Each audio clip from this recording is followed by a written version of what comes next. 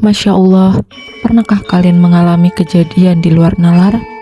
Inilah yang terjadi pada Jatmiko, bukan cilok sederhana yang menemukan jalan menuju dunia yang tersembunyi. Sebuah pasar misterius yang hanya muncul bagi mereka yang dipanggil oleh takdir.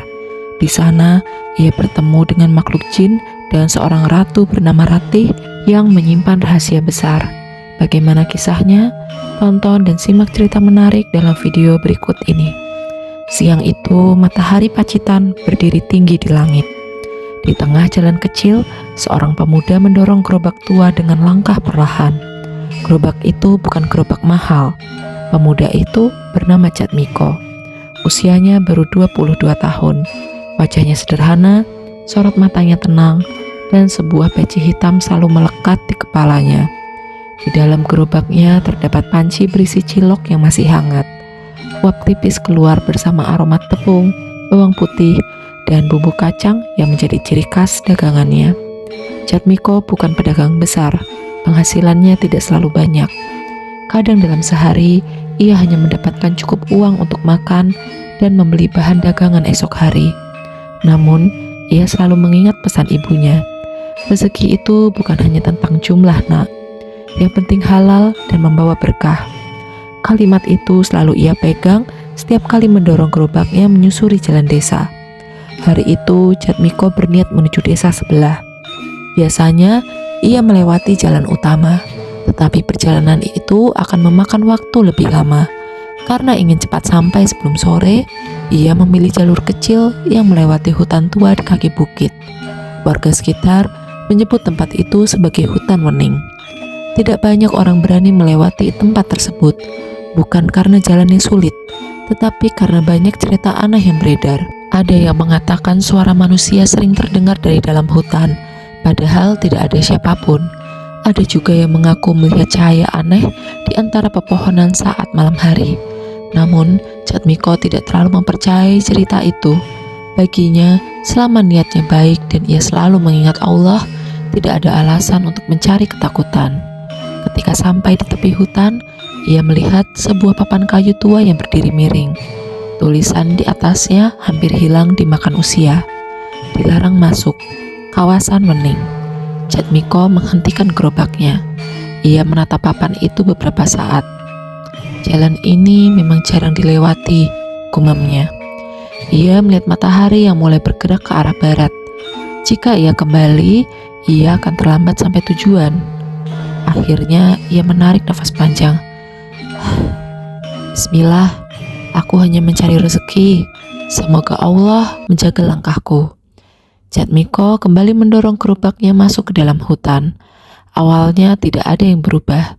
Jalan masih sama, pepohonan masih sama. Tetapi semakin jauh ia berjalan, suasana mulai terasa berbeda. Hutan itu mendadak menjadi sangat sunyi. Jatmiko memperlambat langkahnya. Aneh, ia menoleh ke kanan dan kiri. Pepohonan tinggi berdiri rapat seperti dinding. Cahaya matahari yang tadi terang mulai sulit menembus sela-sela ranting. Udara juga berubah. Panas siang perlahan digantikan hawa dingin yang membuat kulitnya merinding. Namun, Jatmiko tetap berjalan. Ia percaya dirinya hanya melewati sebuah hutan biasa. Beberapa menit kemudian, ia mulai mencium aroma yang asing. Bukan lagi bau tanah dan daun basah. Ada aroma seperti kayu gaharu bercampur bunga liar yang tidak pernah ia kenal sebelumnya. Lalu muncul kabut tipis. Padahal matahari masih terlihat. Jatmiko berhenti. Apa aku harus kembali?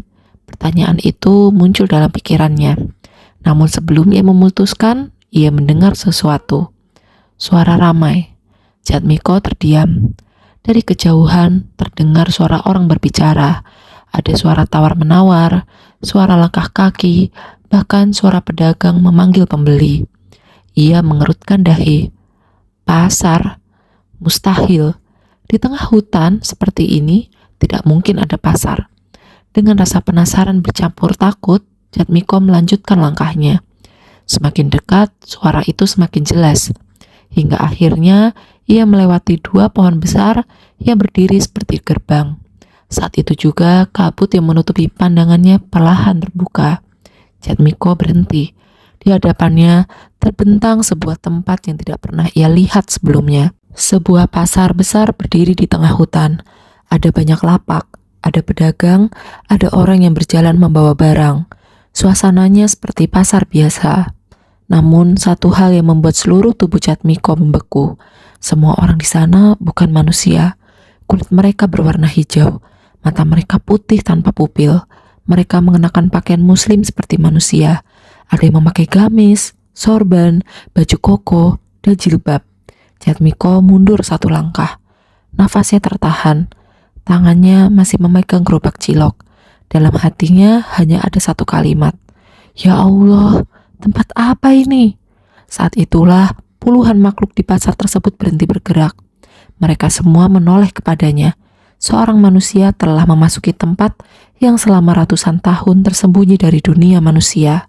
Dan tanpa Jatmiko sadari, langkah kecilnya memasuki hutan wening telah membuka pintu menuju takdir yang tidak pernah ia bayangkan. Jatmiko masih berdiri kaku di tengah pasar wening. Tangannya menggenggam erat pegangan gerobak ciloknya. Puluhan mata tanpa pupil memandang ke arahnya. Suasana yang sebelumnya ramai berubah menjadi sunyi. Ia tidak tahu harus melakukan apa. Apa yang kau bawa? Tanya mereka sambil melihat gerobak Jatmiko. Jatmiko masih gugup. Saya jualan makanan, jawabnya pelan. Makanan apa? Cilok, terbuat dari tepung, bumbu, dan bahan halal. Mendengar kata halal, beberapa jin yang berada di sekitar mulai memperhatikan. Mereka mendekat perlahan. Ada rasa penasaran di wajah mereka, seolah makanan sederhana yang dibawa Jatmiko adalah sesuatu yang belum pernah mereka lihat. Seorang perempuan jin memakai jilbab hijau mendekat. Apakah kami boleh mencicipinya? Jatmiko terdiam. Ia masih takut, tetapi ia juga tidak melihat niat buruk dari mereka. Semua berbicara dengan sopan. Tidak ada yang mengancam. Ia kemudian teringat pesan ibunya. Kalau ada orang meminta dengan baik, jangan pelit memberi. Akhirnya Jatmiko mengangguk. Tentu, silahkan. Ia membuka panci ciloknya. Dengan tangan yang masih sedikit gemetar, ia mengambil beberapa cilok, menusukkannya ke lidi, lalu menuangkan bumbu kacang. Gerakannya perlahan kembali seperti biasa. Selama ini Jatmiko sudah ribuan kali melakukan hal yang sama. Perempuan jin itu menerima cilok tersebut dengan kedua tangan. Ia mencicipinya. Beberapa detik tidak ada suara. Kemudian matanya melebar. Subhanallah, suara kagum terdengar dari bibirnya. Hangat, sederhana, tetapi ada rasa yang membuat hati tenang. Ucapan itu membuat jin lain ikut penasaran. Dalam waktu singkat, beberapa makhluk mulai mengelilingi gerobak Jatmiko. Aku ingin mencoba, berikan 3 tusuk. Bisa tambah bumbu. Jatmiko terkejut. Ia hampir lupa bahwa dirinya sedang berada di pasar jin. Naluri pedagangnya mengambil alih. Ia mulai melayani mereka seperti biasa, mengambil cilok, menuangkan bumbu, menambahkan kecap, dan memberikan sambal sesuai permintaan. Anehnya, semakin banyak yang membeli, semakin Jatmiko merasa tenang. Para jin itu tidak berbeda jauh dari manusia. Mereka juga tertawa, berbicara, dan menikmati makanan. Yang membedakan hanya dunia tempat mereka tinggal. Tidak lama kemudian, dagangan Jatmiko hampir habis. Sebagai pembayaran, para jin memberikan benda-benda aneh. Ada koin emas, perak, dan batu kecil berwarna gelap yang terasa berat di tangannya. Jatmiko bingung. Saya tidak bisa menerima sebanyak ini. Seorang jin tua tersenyum. Di pasar wening, setiap rezeki yang halal harus dibayar dengan adil. Jatmiko hanya bisa mengangguk. Namun, sebelum ia bertanya lebih jauh, suasana pasar berubah. Suara percakapan perlahan menghilang. Para pedagang berhenti bergerak. Semua jin menyisir ke sisi jalan. Jatmiko melihat mereka menunduk. Dari ujung pasar, seseorang berjalan mendekat. Seorang perempuan dengan gamis hitam panjang. Jilbabnya rapi, di kepalanya terdapat mahkota sederhana yang menunjukkan kedudukannya. Langkahnya pelan, tetapi seluruh pasar langsung memberikan penghormatan. Dialah Ratih, Ratu Kerajaan Jin Wening. Jatmiko menelan ludah. Ia tidak tahu mengapa, tetapi kehadiran perempuan itu membuat seluruh tubuhnya merasa kecil. Ratih berhenti di depan gerobaknya. "Kau yang membawa makanan dari dunia manusia?" Jatmiko menunduk. "Iya, Ratu, saya hanya pedagang cilok." Ratih melihat gerobak sederhana itu. Makanan kecil, tetapi membuat seluruh pasar berhenti bekerja. Jatmiko tidak tahu harus menjawab apa. Ratih kemudian meminta dibuatkan satu porsi. Jatmiko segera menyiapkan cilok terbaik yang tersisa. Ia membuatnya dengan hati-hati. Ia menambahkan bumbu kacang, sedikit kecap, dan perasan jeruk yang biasa ia berikan kepada pelanggan tetap. Ketika Ratih mencicipinya, suasana kembali hening. Ratu Jin itu memejamkan mata. Ada sesuatu yang berbeda dalam makanan itu. Bukan hanya rasa, tetapi ketulusan. "Kau membuat makanan ini tanpa kesombongan," ujar Ratih. Jatmiko menunduk. "Saya hanya mencari rezeki, Ratu." Ratih memperhatikannya lebih dalam. "Kau datang ke tempat ini bukan karena kebetulan." Jatmiko terdiam. "Maksud Ratu?" "Tidak ada manusia yang bisa menemukan pasar wening tanpa izin takdir." Perkataan itu membuat Jatmiko semakin bingung. Ratih kemudian meminta Jatmiko tinggal sampai waktu asar untuk membuatkan makanan di istana. Awalnya Jatmiko ragu. Ia memikirkan ibunya yang pasti menunggu di rumah. Namun ia juga merasa ada sesuatu yang harus ia ketahui. Akhirnya ia mengangguk. "Baik, Ratu, saya akan tinggal sebentar." Ratih tersenyum tipis. Hari itu, seorang tukang cilok sederhana memasuki istana kerajaan Jin. Tanpa ia sadari, itulah hal yang membuat Ratu Ratih mulai melihatnya berbeda. Sejak hari pertama Jatmiko memasuki istana wening, banyak hal berubah dalam kehidupannya. Ia yang awalnya hanya seorang penjual cilok dari desa kecil, kini menjadi seseorang yang dikenal oleh seluruh kerajaan Jin. Namun, Jatmiko tidak pernah merasa dirinya istimewa. Setiap pagi, ia tetap membersihkan gerobaknya sendiri. Ia tetap menyiapkan makanan dengan tangannya sendiri. Ia tidak pernah meminta pelayan istana untuk melakukan pekerjaannya. Hal sederhana itulah yang membuat banyak Jin mulai menghormatinya. Bagi mereka, Jatmiko berbeda dari manusia yang selama ini mereka dengar dalam cerita lama. Ia tidak datang membawa keserakahan. Ia tidak meminta kekayaan atau kekuatan. Ia hanya melakukan pekerjaannya dengan niat baik. Namun, tidak semua penghuni kerajaan wening menerima keberadaan Jatmiko. Di antara para bangsawan Jin, ada seseorang bernama Darwanta. Darwanta adalah jin tua yang telah hidup selama ratusan tahun. Ia memiliki pengaruh besar di kerajaan. Banyak keputusan besar dan hubungan antar wilayah berada di bawah pengawasannya. Sejak awal, ia tidak menyukai kehadiran Jatmiko. Menurutnya, dunia manusia dan dunia jin memiliki batas yang tidak boleh dilanggar. Ratu terlalu percaya kepada manusia itu, ucap Darwanta dalam sebuah pertemuan rahasia. Beberapa bangsawan jin yang duduk bersamanya hanya diam. "Dia memang terlihat baik," kata salah satu dari mereka. Darwanta menatapnya tajam. Kebaikan seseorang tidak menghapus kenyataan bahwa dia tetap manusia. Baginya, Jatmiko adalah ancaman, bukan karena kekuatan, tetapi karena pengaruhnya terhadap Ratih. Sang ratu yang biasanya selalu menjaga jarak dari semua makhluk, kini sering berbicara dengan seorang manusia. Hari demi hari berlalu. Jatmiko dan Ratih semakin sering berbicara. Mereka membahas banyak hal sederhana. Jatmiko bercerita tentang kehidupan manusia, tentang ibunya yang selalu menunggu kepulangannya, tentang jalan desa yang berlumpur ketika hujan, tentang perjuangan menjual cilok setiap hari. Ratih mendengarkan semuanya dengan tenang. Baginya, cerita Jatmiko memberikan sesuatu yang sudah lama hilang dari istana. Kehangatan. Selama ratusan tahun Ratih memimpin kerajaan, semua orang menghormatinya. Tetapi hampir tidak ada yang berbicara kepadanya sebagai seorang pribadi. Jatmiko tidak melihatnya sebagai ratu. Ia melihatnya sebagai seseorang yang juga memiliki rasa lelah dan kesepian. Suatu malam ketika mereka berbicara di taman istana, Ratih mengatakan sesuatu yang belum pernah ia ceritakan kepada siapapun. "Aku selalu menjaga kerajaan ini, tapi terkadang aku merasa sendiri." Jatmiko menatapnya. Mungkin karena semua orang melihat Ratu sebagai pemimpin, bukan sebagai seseorang yang juga membutuhkan teman. Ratih terdiam. Kalimat sederhana itu membuatnya tersentuh. Namun, kedekatan mereka ternyata membawa perubahan besar. Beberapa bulan kemudian, kabar mengejutkan menyebar ke seluruh kerajaan. Ratih sedang mengandung. Berita itu membuat seluruh pasar Wening gempar. Bagi sebagian jin, kabar itu adalah tanda kebahagiaan. Tetapi bagi sebagian lainnya, itu adalah ancaman. Anak yang dikandung Ratih adalah keturunan manusia dan jin. Sesuatu yang belum pernah terjadi dalam sejarah kerajaan Wening. Di balik pertemuan kerajaan, Darwanta kembali mengumpulkan para bangsawan. Jika anak itu lahir, aturan lama akan berubah, katanya. Salah satu jin bertanya, apakah kita harus menentang keputusan ratu?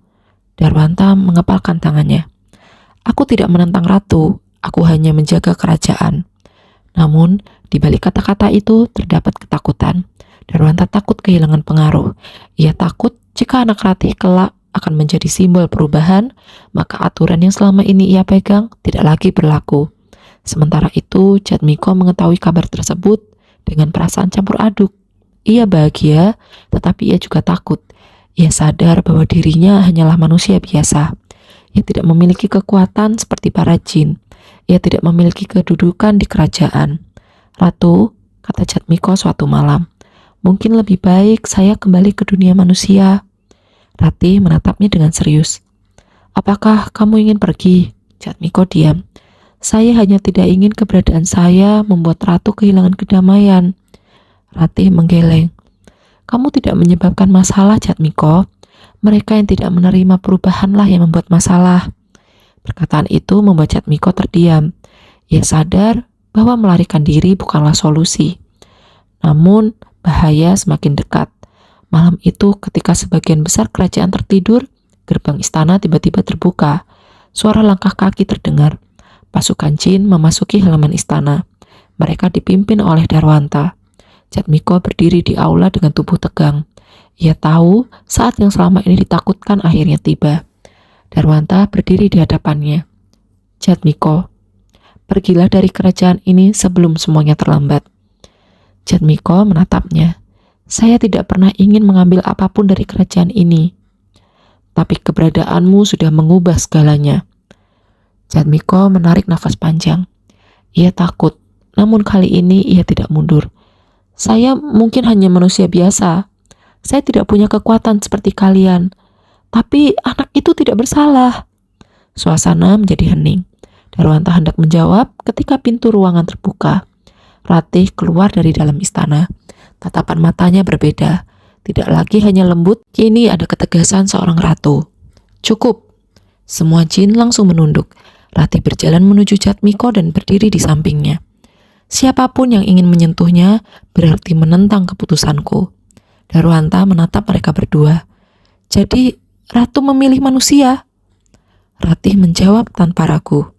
Aku memilih kebenaran. Saat itu, Jatmiko menggenggam tangannya dan berdoa. Ia tidak meminta kekuatan untuk menang. Ia hanya meminta perlindungan. Dan ketika doa itu terucap, cahaya lembut memenuhi aula kerajaan. Semua jin terdiam. Mereka melihat bahwa manusia sederhana yang mereka anggap lemah ternyata memiliki sesuatu yang jauh lebih kuat. Keikhlasan. Malam itu menjadi awal perubahan besar bagi kerajaan Wening. Setelah malam penyerangan Darwanta, suasana kerajaan Wening tidak pernah benar-benar sama. Para penghuni kerajaan mulai memahami bahwa kehadiran Jatmiko bukanlah ancaman seperti yang mereka pikirkan. Mereka melihat sendiri bagaimana seorang manusia sederhana mampu bertahan bukan dengan kekuatan atau sihir, melainkan dengan keteguhan hati dan doa. Namun meskipun sebagian jin mulai menerima Jatmiko, ancaman belum sepenuhnya hilang. Darwanta memang mundur, tetapi kebencian masih tersimpan. Ia merasa harga dirinya telah dihancurkan ketika seluruh kerajaan menyaksikan dirinya gagal mengusir seorang manusia. Di tempat persembunyiannya, Darwanta terus memikirkan cara untuk mengambil kembali pengaruhnya. Selama anak itu belum lahir, masih ada kesempatan, gumamnya. Sementara itu di Istana Wening, Ratih menjalani hari-harinya dengan penjagaan ketat. Para tabib kerajaan selalu memastikan kondisi ratu dan calon bayi tetap aman. Jatmiko selalu berada di dekat Ratih. Ia tidak lagi hanya membuat cilok untuk istana. Ia membantu hal-hal kecil yang bisa ia lakukan. Mengantar makanan, membersihkan gerobak, dan menemani Ratih berbicara ketika malam terasa panjang. Bagi Jatmiko, menjadi ayah bukan hanya tentang menunggu kelahiran seorang anak, tetapi tentang memastikan ibu dan anaknya merasa aman. Suatu malam, Ratih duduk di taman istana sambil melihat cahaya bulan yang jauh di atas kolam. "Aku tidak pernah membayangkan hidupku akan seperti ini," ucap Ratih. Jatmiko tersenyum kecil. "Saya juga tidak pernah membayangkan akan masuk ke pasar jin." Ratih tertawa pelan. "Awalnya, aku mengira kau hanya manusia yang tersesat." "Saya memang tersesat, Ratu. Tapi terkadang sesuatu yang tersesat justru menemukan tempat yang tepat." Jatmiko terdiam mendengar kalimat itu. Ia sadar perjalanan hidupnya berubah sejak memasuki hutan wening. Beberapa waktu kemudian, tanda-tanda kelahiran mulai terlihat. Seluruh kerajaan bersiap. Gerbang rahasia ditutup. Para penjaga ditempatkan di berbagai sudut istana. Para tabib kerajaan menyiapkan segala kebutuhan. Mereka tahu bahwa kelahiran anak Ratih bukan hanya peristiwa keluarga kerajaan. Ini adalah peristiwa yang akan mengubah sejarah jin dan manusia. Malam itu, langit wening terlihat berbeda. Biasanya cahaya bintang terlihat jelas, tetapi malam itu langit seperti diselimuti kabut tipis. Angin berhenti bergerak. Semua penghuni kerajaan merasakan bahwa sesuatu yang besar akan terjadi. Jatmiko duduk di depan ruangan tempat Ratih berada. Tangannya tidak berhenti berdoa. Ia bukan seorang raja, bukan seorang pendekar. Ia hanya seorang penjual cilok yang berharap keluarganya selamat. Setelah waktu yang panjang, suara tangisan akhirnya terdengar. Tangisan bayi. Seluruh istana terdiam. Seorang tabib kerajaan keluar dengan wajah penuh kebahagiaan.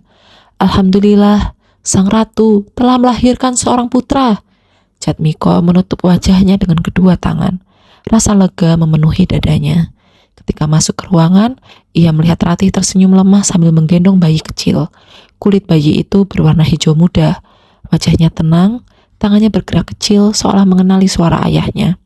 Ratih menyerahkan bayi itu kepada Jatmiko. "Namanya Arunika." Jatmiko menatap bayi itu dengan mata berkaca-kaca. "Arunika." Ratih mengangguk, karena ia seperti cahaya pagi, harapan baru untuk dua dunia. Jatmiko menyentuh kepala anaknya dengan lembut. "Assalamualaikum, Nak." Bayi itu menjadi tenang. Namun, kebahagiaan itu tidak berlangsung lama. Di luar istana, angin dingin tiba-tiba berhembus. Lampu-lampu minyak bergoyang.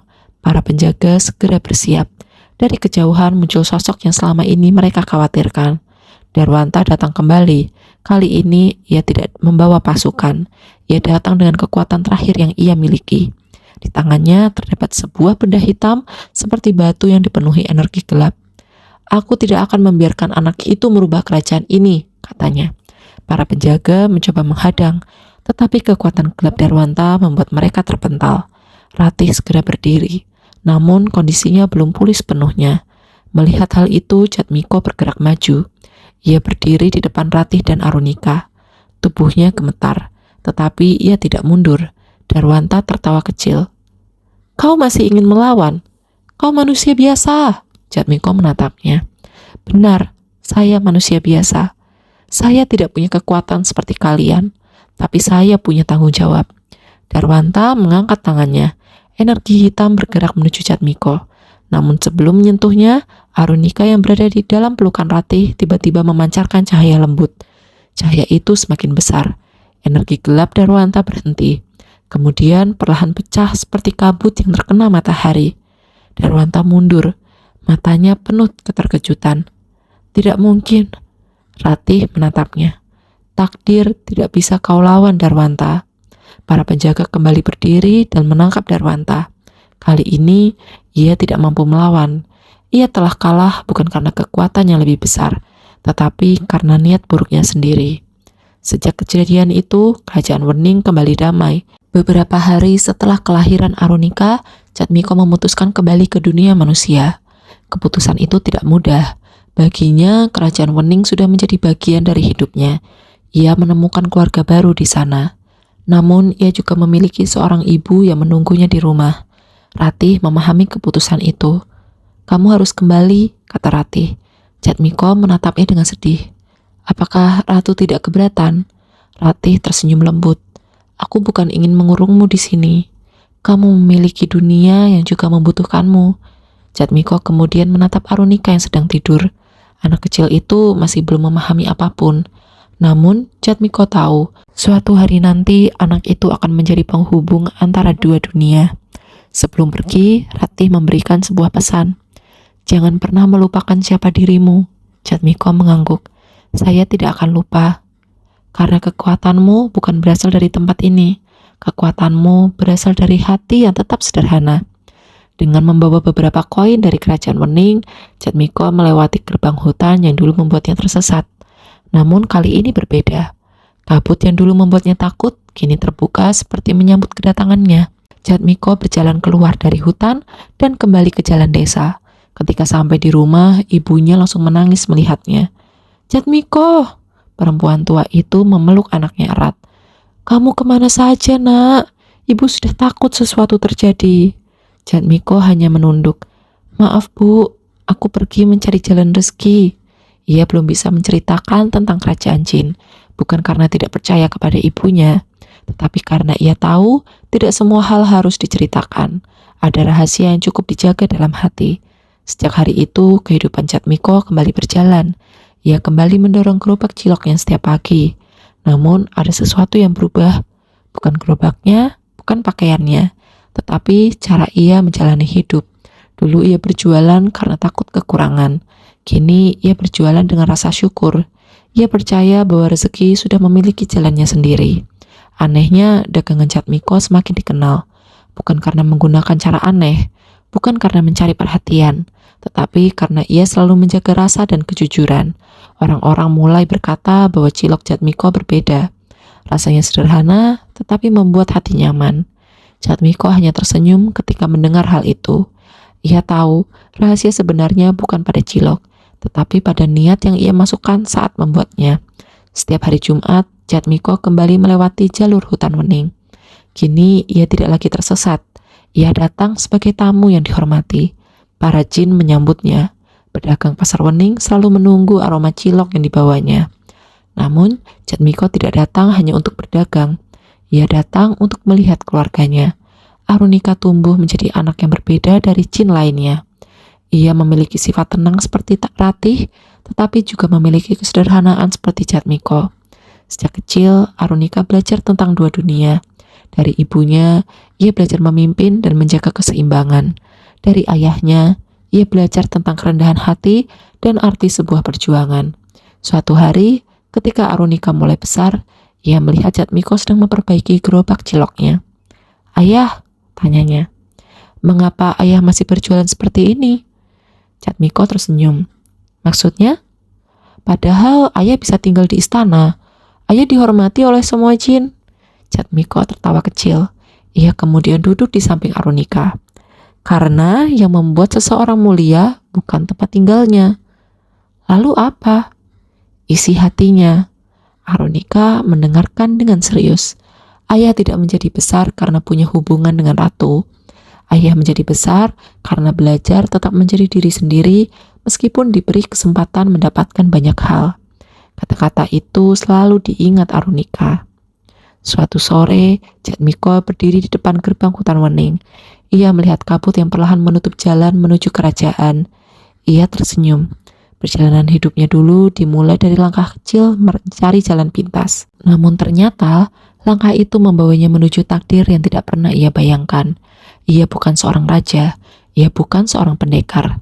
Ia hanya seorang tukang cilok yang membawa makanan sederhana. Tetapi dari kesederhanaan itu, ia menemukan keluarga, menjaga perdamaian, dan menjadi jembatan antara dua dunia.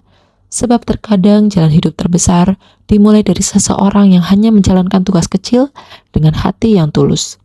Kisah Jatmiko mengajarkan bahwa kebaikan hati, kejujuran, dan ketulusan dapat membuka jalan yang tidak pernah kita bayangkan. Seseorang tidak dinilai dari kekayaan, kedudukan, atau kekuatan yang dimiliki, tetapi dari niat baik dan manfaat yang diberikan kepada orang lain. Jatmiko tetap rendah hati meskipun mendapat kesempatan besar. Ia menunjukkan bahwa keberanian bukan berarti tidak memiliki rasa takut, melainkan tetap melakukan hal yang benar meski dalam keadaan sulit. Selain itu, cerita ini mengingatkan bahwa perbedaan bukan alasan untuk saling membenci, tetapi kesempatan untuk saling memahami dan menjaga kedamaian. Terima kasih.